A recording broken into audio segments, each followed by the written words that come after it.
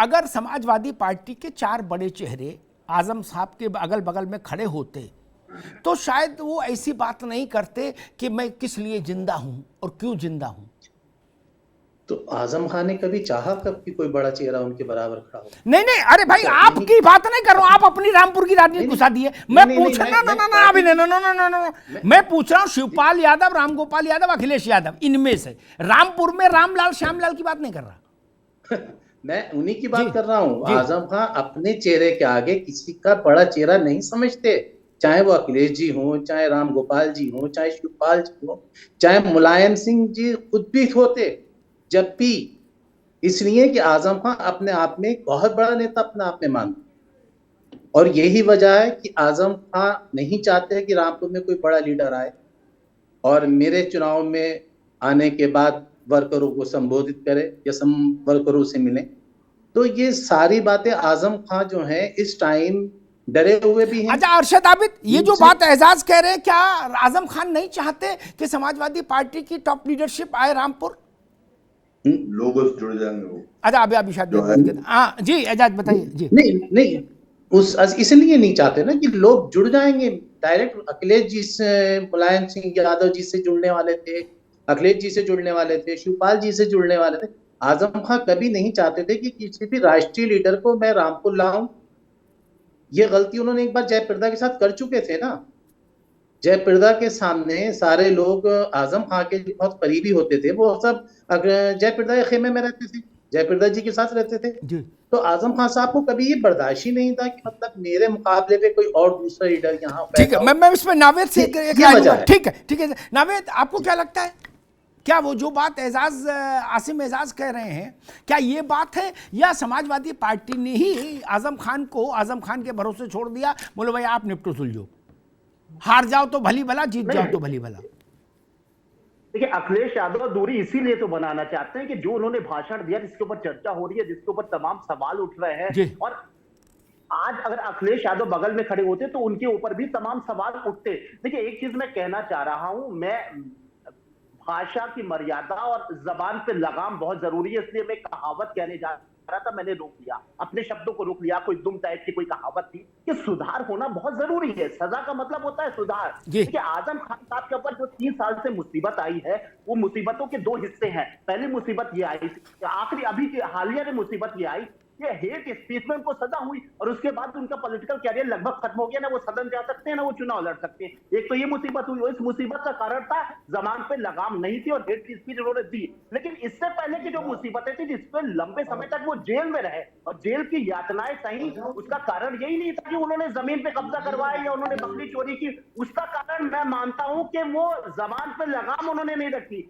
सरकार की इतनी इच्छा शक्ति नहीं थी कि उनको जेल में डाला जाए। एक आईएएस का व्यक्तिगत एक कहीं ना कहीं एक कुंठा थी। एक आईएएस के बारे में उन्होंने जो बोला था, एक डीएम के बारे में जो उन्होंने बोला था, उसके अंदर एक भावना जो थी, एक जी ठीक है नावेद भाई, जी ठीक है।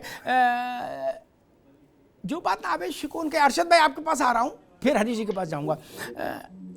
मेरी जानकारी इससे अलहदा है, जिस ओर वो इशारा कर रहे हैं, आंजनेय के तरफ इशारा कर रहे हैं, मसला वो नहीं है। आंजनेय बहुत बाद में पिक्चर में आए, ठीक। भाजपा की जब सरकार बनी ना नावेद जिस दिन, उससे पहले से आजम खान निगाह में थे और भाजपा का ये माइंड सेट था कि रामपुर में आजम खान का साम्राज्य ध्वस्त करना है अगर सरकार आ गई, ठीक। ऐसा थोड़ी ना आजम खान जैसे बड़े उतने बड़े नेता को किसी आईएएस के कहने सुनने पर कोई इतना बबल ना, ये सब चलता रहता है, ये सामान्य घटनाएं हैं आईएएस का। तो भाई जन कितने लोग कितनों से टकरा जाते हैं। अभी महेश शर्मा और उस नोएडा के उस समय के कमिश्नर आलोक सिंह टकरा गए थे ना, बात खत्म हो गई, जाओ आप अपने घर जाओ, आप अपने घर जाओ, ट्रांसफर हो जाएगा। नहीं, भाजपा का कुछ कारणों से वो था माइंडसेट कि भाई अगर सरकार आएगी तो हमको आजम खान की जांच पड़ताल करेंगे। ये माइंडसेट वहीं से समझिए कि जहां जहां मठाधीशी है, अब ये बीजेपी आग से खेल रही है या फूल से खेल रही है, बीजेपी जाने। लेकिन उसने कहा कि हम आजमगढ़ में रमाकांत को भी लपेटेंगे, रामपुर में आजम को भी। ये एक है, शैली है उसकी। भैया अरशद साहब,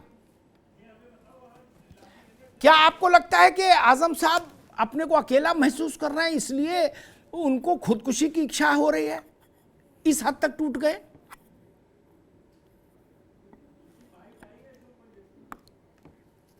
अच्छा, आपके फिर नेटवर्क चला गया भैया। बस समाजवादी पार्टी के मित्र का नेटवर्क चला जा रहा बार बार। भाई नेटवर्क ठीक रखो, चुनाव का वक्त है। हरीश जी, भाई आप पर आरोप लगता है कि भारतीय जनता पार्टी अपने विरोधियों को राजनीतिक कारणों से निशाने पर लेती है और उनके साथ प्रतिशोध की कार्रवाई करती है। हरीश जी,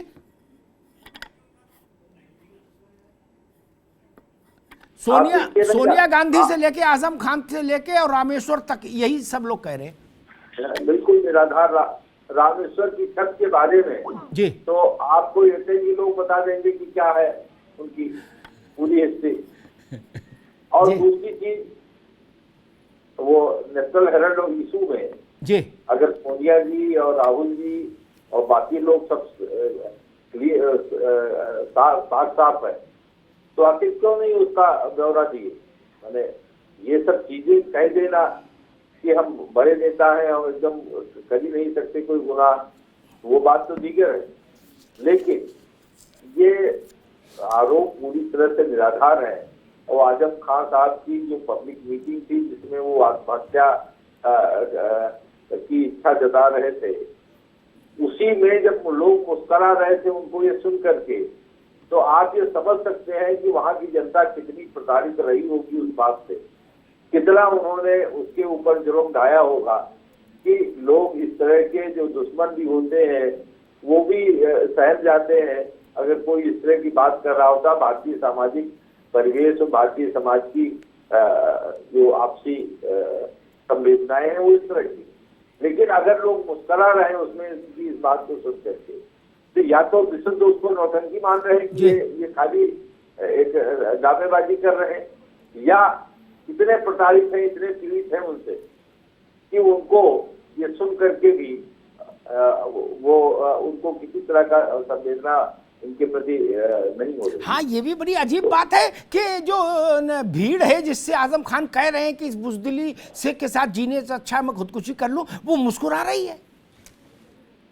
ये इसी बात का प्रमाण है कि वो उन्होंने रामपुर के लोगों को सताया, और अगर उनका एक तानाशाही रवैया न होता तो जो डायलॉग उन्होंने बोला वो डायलॉग वो नहीं बोल सकते थे।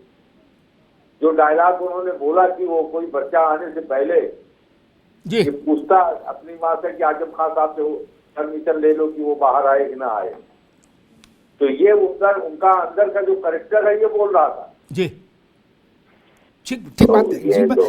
अच्छा, ठीक बात जी। केबी त्रिपाठी साहब,